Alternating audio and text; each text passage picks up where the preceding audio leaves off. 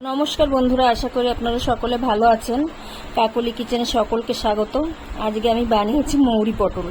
এটা খেতে খুব ভালো লাগে এবং গরমের দিনে খাওয়াও ভালো। মৌরিও ঠান্ডা, পটলও ঠান্ডা।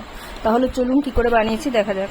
প্রথমে একটা মশলা তৈরি করে নেবো। আমি এখানে 3টে এলাচ আর 2 টুকরো দারচিনি দিয়েছি, আর দিয়ে দিচ্ছি কিছুটা মৌরি। এটাকে একটু হালকা ভেজে নেবো, খুব বেশি ভাজবো না, হালকা করে একটু ভেজে নিতে হবে। মশলাটা আমার ভাজা হয়ে গেছে, এখন আমি এটাকে নামিয়ে নিচ্ছি। আমি এখানে 2 চামচের মতন সরষের তেল গরম করতে দিয়েছি, আর পটলগুলোকে এরকম 2 খণ্ড করে কেটে নিয়েছি। এখন আমি তেলের মধ্যে দিয়ে দিচ্ছি পটলগুলো। পটল দিয়ে দিচ্ছি, এখন আলুও একই সঙ্গে দিয়ে দিচ্ছি।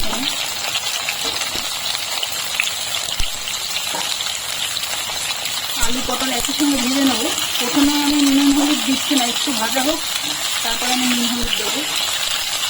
পটলের আর আলুর জলটা বেরিয়ে একটুখানি শুকিয়ে যাবে জলটা, তারপরে আমি নুন হলুদটা দেবো। আলু পটল আমার হালকা ভাজা হয়ে গেছে। এখন আমি এর মধ্যে সামান্য লবণ দিয়ে দিচ্ছি আর সামান্য হলুদ। লবণ আর হলুদ দিয়ে আলু আর পটল দিয়েছি, লাল লাল করে ভেজে নেবো। লবণ হলুদ প্রথমে দিলে তেলটা পুড়ে যায়, এই জন্য কিছুক্ষণ পরে দিতে হয়। এখন আমি এগুলোকে লাল লাল করে ভেজে নেব। আলু পটলটা আমার সুন্দর করে ভাজা হয়ে গেছে, এখন সিদ্ধ হয়ে গেছে, আলুও সিদ্ধ হয়ে গেছে, পটলও সিদ্ধ হয়ে গেছে। আমি গ্যাসটা লো টু মিডিয়ামে করে ভেজেছি, এখন আমি তুলে নিচ্ছি। আমি এখন ফোড়নে দিয়ে দিচ্ছি একটা তেজপাতা, তারপরে দিয়ে দিচ্ছি টমেটো,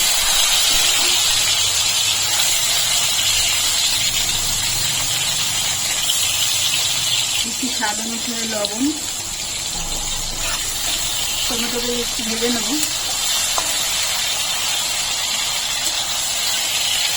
দিচ্ছি হলুদের গুঁড়ো, জিরের গুঁড়ো, ধনের গুঁড়ো, লঙ্কার গুঁড়ো।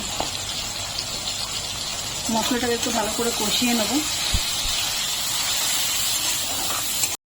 মশলার মধ্যে আমি সামান্য জল আর আদা বাটা দিয়ে ভালো করে কষিয়ে নিয়েছি। এখন পটলগুলো দিয়ে ভালো করে কষিয়ে নেব।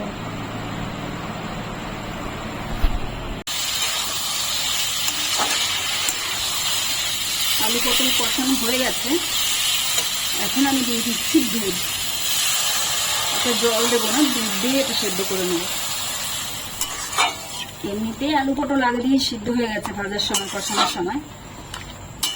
এখন দুধ দিয়ে কিছুক্ষণ জাল করে নেব। আলু পটলটা আমার হয়ে গেছে, এখন আমি একটু মিষ্টি দিয়ে দিচ্ছি, চিনি।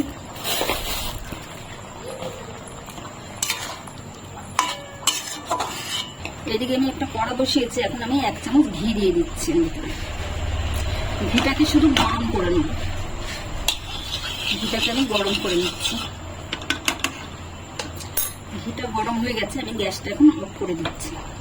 এখন আমি যে মৌরিটা গুঁড়ো করে রেখেছিলাম সেটা ঘিয়ের মধ্যে দিয়ে দিচ্ছি।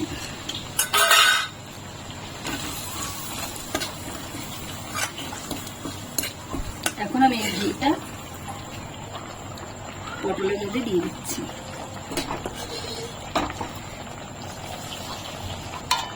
ভালো করে নাড়িয়ে চাড়িয়ে নামিয়ে নেব। তৈরি হয়ে গেছে মৌরি পটল। রেসিপিটা আমার তৈরি হয়ে গেছে। ভিডিওটি যদি ভালো লাগে তাহলে একটা লাইক করবেন, কমেন্ট করবেন এবং সাবস্ক্রাইব করবেন।